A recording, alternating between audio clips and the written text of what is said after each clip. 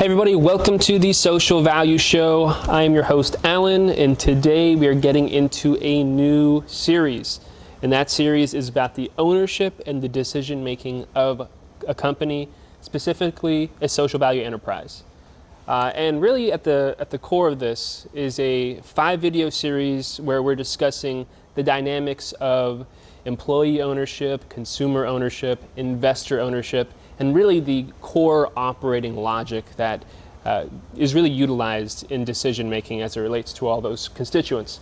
And today, in this segment, in this video, I would like to discuss essentially the core values, the operating logic of what a social value enterprise is supposed to do in terms of its structures and its systems in order to promote community ownership and to make a big difference in the world. And I think the first core value, you probably heard me say it enough times, and it's in the title of the show as well, and that first core value is social value. No duh, right? But it is exactly that ethic that flies in the face of the existing ethic of whatever is best for me is how we make decisions. This is different. This is what's best for others is going to inform our decision making, and it's going to give us a direction on how we move forward. So that is fairly straightforward, right? Instead of it being selfish, it's selfless. At its core, that's kind of, love, kind of weaving business in with love. I mean, it's such an important aspect of making the difference we need to make. But importantly is businesses are not in business just for lovey-dovey altruism. There's pragmatic realities to paying the bills, to hiring, to firing, to making the whole thing work. And as we continue on in these other values, you'll really see how those things are in tension and how they work together to create a business system that is impactful. Which brings me to the second value, and that is in fact impact. When we're talking about designing and creating a new logic for business, we're talking about one that essentially says we want to do as much good as we possibly can. Of course, that's informed by that core value of social value, that core value of love. It's going to be the first outflowing of that. It is we want to make a difference. We want to have an impact. The question is, for a social value enterprise, how do you have impact? And the real dichotomy there is to understand the scope and the scale of our economy.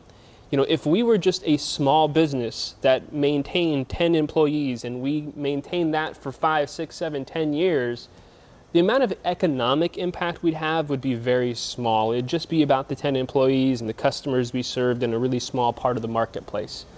But if we were to grow, which is an important part of impact, then all of a sudden we're talking about scaling that impact. So as we look to the company's values to inform our decision making, we're going to be looking to maximize the impact. And how do we maximize the impact? By maximizing our profits. Here's the irony. This exact same operating logic exists in all corporations. It exists in all of business, and it is one that is not altogether wrong. We need to produce surplus. We need to produce profits. Without that, we don't donate anything. We don't make a difference. And so it's important. The difference, of course, is that when the companies that are traditionally organized prioritize profits and growth, they're doing it because they're lining their own pockets personally and increasing their own personal wealth. This is an altruistic form of maximizing profits. But it has to still rein itself in a little bit from what is unhindered traditional capitalistic business models and decision making. And that informs our third value here, which is going to be a buzzword throughout all of the next decade, and that is sustainability. You see, you can be a company that wants to grow and is set up to grow as fast as you possibly can, but what if that growth is not sustainable? What if in the process of growing to these ultimate heights, you're stomping on people, you're treating people like numbers? What if you're actually destroying the environment, destroying the planet, cutting corners? These are all things that normally happen as outcomes of being focused on profits. But the reality is, if you have another operating logic, a logic of sustainability, all of a sudden that is now in tension. Well, yes, we need to maximize profits, but on the other side of things, we need to make sure that we're causing no harm, that there's not negative outcomes to this desire for growth. and that we're doing our part in that sense.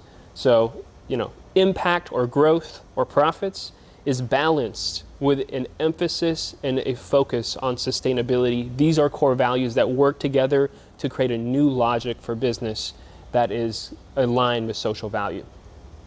The next values are really about what we don't often see in companies, and keeping in mind this exercise, this mental exercise is really one where we're saying how can we improve business to create better outcomes.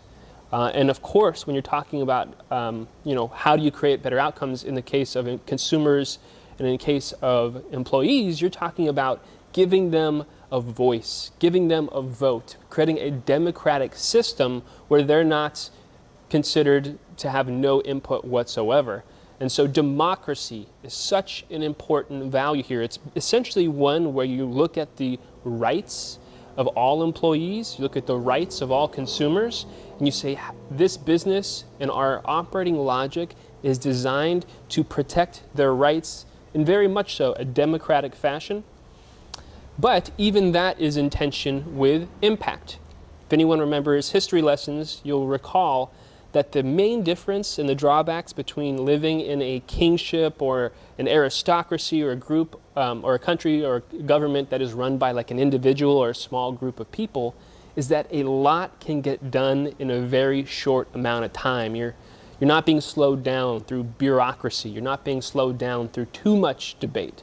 And so, you don't want to have so much democracy in an organization and in the operating logic of a business like this if it's going to impact your overall rate of growth. I think about a co-op that I heard where they shared the decision making with all the employees, and they are literally spending hours and hours and hours debating whether they want to buy an oven for their business. And for me, that is not the best use of time for decision making. Decision making should be about pragmatic things that result in growth. As long as they're sustainable, as long as they're not infringing on the rights of people, then we can still move forward with an aggressive expansion plan. Now, that democracy is also in tension with another core value. This is the fifth core value of all that I've set up here. And for what it's worth, these are starting points. As I've looked at the root cause of how to make business better and improve it, these are just the first ones that have stuck out over my 10 years of entrepreneurship. But it's meritocracy, which is a huge buzzword right now in all of the corporate world. And it really has to do with another balance on democracy, which is, you might have people, one person with one vote, and you want to protect their rights. But what about the people who are bringing less value than they're being compensated with? Are they going to maintain their position in the organization because of their rights? In that sense, I don't think so. I think there's a what you get, or you get what you deserve aspect to business that creates an efficient, productive, impactful business that doesn't create negative outcomes along that process. So meritocracy is huge, and as we continue on in these future videos, it's going to be a huge emphasis because we need to create a system where we're accurately measuring the contribution of all the stakeholders, investors, consumers, and employees, so that we can properly give credit where credit is due and give even more freedom in decision making to those people who are producing the most amount of social value. For me, that is a consideration on leadership. Most decision making in business does not come from every employee having say. It comes from certain leaders having particular say. We want to create a system where there's not bottlenecking, so that it's not just the CEO making every decision. We want to delegate that down to lower levels of leadership. But that leadership and who is given say and who's given influence over those decisions is another system. And meritocracy and measuring the amount of social value each part creates is going to be the metric by which leadership is established and decision making is solidified. So, in the next video, we are going to be discussing employee ownership. And so it's going to be an exciting video. Until the next video, as always, remember to do good and to share with others. We'll see you then.